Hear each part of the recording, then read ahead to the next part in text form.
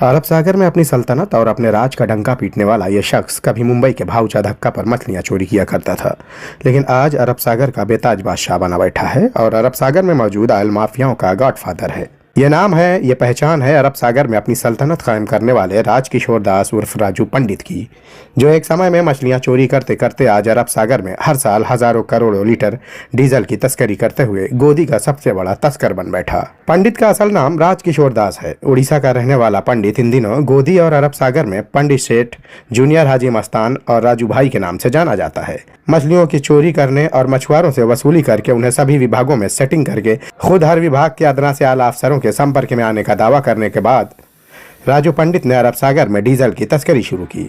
हजारों करोड़ों के इस टर्नओवर के बाद पंडित ने कई विभागों में अपनी पैठ बना ली। पंडित एंड कंपनी अवैध रूप से डीजल की चोरी करके भारतीय बाजार में उसे बाजार से कम कीमत पर सप्लाई करने का काम करती है और इसका मास्टरमाइंड खुद राजू पंडित है। पानी के अंदर जो चोरी होती है उसको इनके लैंग्वेज में कहा जाता है बाहर पानी का काम।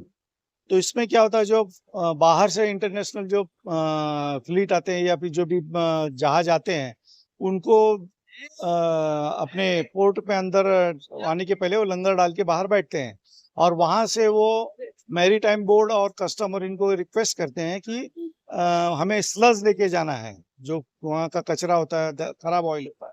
लेकिन ये करते क्या है, जैसे समझो इनको 1 लाख लीटर डीजल दिया गया है पूरे ट्रांसपोर्टेशन के लिए, उसमें से 60-65 हजार लीटर ही यूज करते हैं, 30-35 हजार लीटर ये स्लज के नाम से बाहर निकालते हैं। तो ये जो छोटे छोटे ठग जो बोट रहती हैं, ये जाके बाहर पानी में इनसे पेट्रोल या डीजल जो भी होता है वो लेकर और उसको ले जाके बेच लेते हैं। पंडित के इस गैंग में नितिन कोहली, गुनिया, रिचर्ड ये पंडित के खास सिपहसालार हैं। इसके अलावा पंडित गैंग के मुंबई, रायगढ़ और नवी मुंबई के 100 से ज्यादा गुर्गे सक्रिय हैं। पंडित के खिलाफ मुंबई और रायगढ़ में डीजल तस्करी के कई मामले दर्ज हैं। 2019 में पुलिस या प्रतिद्वंदी कार्रवाई में पंडित के खिलाफ डीजल चोरी के मामले दर्ज हुए। हालांकि उससे पहले भी पंडित के खिलाफ कई मामले दर्ज किए जा चुके हैं। पंडित जेल गया, 3 साल जेल के अंदर रहा। इसी दौरान मुंबई पुलिस की टीम के एक सीनियर महिला अफसर ने राजू की जगह एक दूसरे ऑयल माफिया मंगेश ठाकुर को तैयार किया। लेकिन मंगेश ठाकुर ज्यादा दिनों तक नहीं चल सका। डिपार्टमेंट की आपसी और अंदरूनी लड़ाई और मलाई के बंदर बांट के चक्कर में मंगेश ठाकुर भी सलाखों के पीछे पहुंच गया। 3 साल जेल की हवा काटने के बाद पंडित जेल से बाहर आया। उसकी जमानत में कई शर्तें थे, जिनमें कई अहम शर्तों में यह भी एक शर्त थी कि वो अरब सागर की हद में नहीं दिखाई देगा। इसके साथ साथ समुद्र में भी नहीं दिखाई देगा। पंडित ने जब यह देखा कि उसके लिए मुंबई की राहें मुश्किल है, तो पंडित ने रायगढ़ का रुख किया और मुंबई, रायगढ़ में मौजूद छोटे छोटे ऑयल माफियाओं से वसूली करने की कोशिश की। लेकिन पंडित के कदम जम नहीं पाए।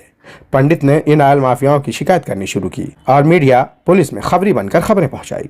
चूंकि लंबे समय तक पंडित ने अरब सागर में वसूली और डीजल चोरी का साम्राज्य चलाया, इसलिए पंडित ने फिर से अपने उस पुराने फंडे को यहाँ स्थापित करना चाहा। उसने जेल से बाहर आने के बाद अरब सागर में मौजूद ऑयल माफियाओं के खिलाफ पुलिसिया सेटिंग करके उनकी शिकायत की, जिसके बाद पंडित ने ऑयल माफियाओं से ट्यूनिंग जमाई और मुंबई छोड़ अलीबाग का रुख किया। पंडित को यह मालूम था कि पैसे कमाने का एकमात्र यही समुंदर है जिसमें पैसे अवैध रूप से कमाए जा सकते हैं, और उसने मुंबई छोड़कर रायगढ़ का रुख कर लिया। पंडित ने मुंबई छोड़कर रायगढ़ का रुख किया, जिसमें रेवस, बोडनी, रेवदांडा, दादर पेंट इन समुद्र किनारे पर अपना साम्राज्य स्थापित किया। हालांकि उसकी बेल की शर्तों में इन सब जगहों पर जाना मना था। ये जगह समुद्र के किनारे हैं। रेवस, बोलनी, करजा, मोरा ये सभी गांव मुंबई से नजदीक और समुद्र के किनारे हैं। पंडित ने यहाँ डीजल माफियाओं से साठगांठ की। यहाँ सक्रिय ऑयल माफिया गणेश कोहली, दिनेश गायकवाड़ उर्फ कड़िया, रफीक और अयूब, जो कि मुंबई से श्रीवर्धन तक तस्करी का काम करते हैं। लेकिन रत्नागिरी में सख्त कार्रवाई के बाद इन लोगों ने दोबारा से रायगढ़ का रुख किया। जेल से छूटने के बाद पंडित ने इन इलाकों में अपना साम्राज्य कायम किया। पंडित का रुका हुआ काला कारोबार फिर से चल पड़ा। इस बात की जानकारी जैसे ही पुलिस को हुई तो उसके खिलाफ पेन के सागरी पुलिस थाने, रेवदांडा पुलिस थाने में पंडित और उसकी गैंग के खिलाफ कई मामले दर्ज किए गए। पंडित के खिलाफ जैसे ही ये मामले दर्ज हुए, वैसे ही मुंबई पुलिस के कान खड़े हो गए। चूंकि पंडित के खिलाफ मौका कानून के तहत कार्रवाई की गई थी, इसलिए मुंबई पुलिस ने बिना देर किए पंडित की जमानत के खिलाफ जमानत कैंसिल करने के लिए हाई कोर्ट का रुख किया। यहाँ मुंबई पुलिस ने उसके खिलाफ याचिका दाखिल की, जिसकी सुनवाई 28 दिसंबर को होने वाली है। इस सुनवाई से पहले ही पंडित छटपटा रहा है, क्योंकि उसे इस बात का खौफ सता रहा है कि उसकी जमानत रद्द हो जाएगी। कयास लगाया जा रहा है कि जमानत रद्द होने के बाद पंडित दोबारा जेल की सलाखों के पीछे होगा और अरब सागर में चल रहे उसके साम्राज्य को फिर से खत्म किया जा सकता है। Desk report, Bombay leaks.